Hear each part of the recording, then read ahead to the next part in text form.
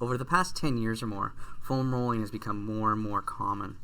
We see it more used by athletes. We see it in the gym more. We see it in physiotherapy, athletic therapy, chiropractic offices.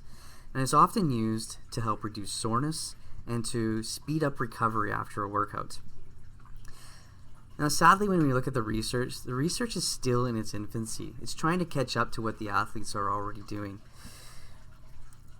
The evidence is kind of leaning towards a positive effect in muscle soreness and returning strength back to a baseline, but we still have a lot of questions that need to be answered. We need to discover, how long should we do it for? At what speed?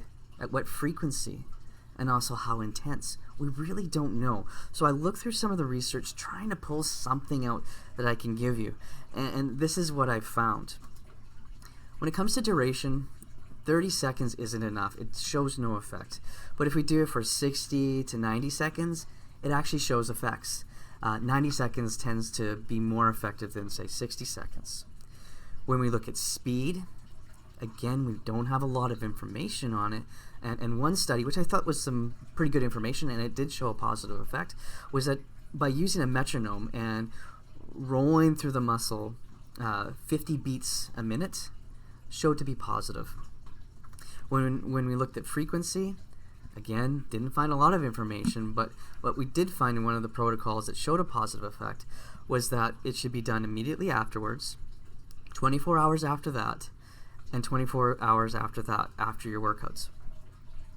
When we looked at intensity, again, not a lot of information, but a helpful piece of information done by a study that again found that there was a positive effect, was that we rate our pain or our discomfort as we perform the foam rolling, somewhere between 0 and 10. 10 being excruciating pain, 0 being no pain.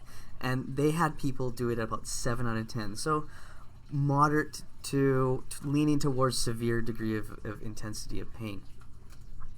So when we put this all together, we should probably foam roll about 90 seconds per muscle. We should do it using a metronome for about 50 beats a minute, and have an intensity of about 7 out of 10. And you should do it immediately after your workout, 24 hours after that, and 24 hours after that.